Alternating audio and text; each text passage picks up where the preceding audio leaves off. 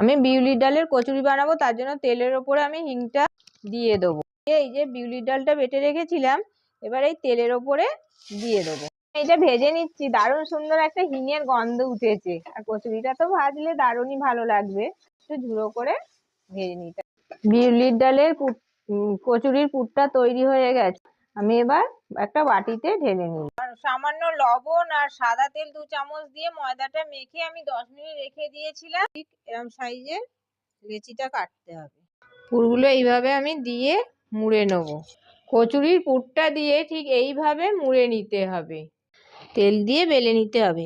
আর এমন ভাবে বেলতে হবে যেন পুরটা যেন বাইরে বেরিয়ে না যায়। বন্ধুরা, আমি বেলছি একটুকুই মানে বেরিয়ে যাচ্ছে না, আর গোলই হয়েছে। অন্য সময় লুচির সময় গোল হয় না, জানো তো বন্ধুরা, এখন কিন্তু গোল হয়েছে। রিফাইন তেলে ভাজছি আমি, তেলটা গরম হয়ে গেছে, আমি এবার ছেড়ে দেবো।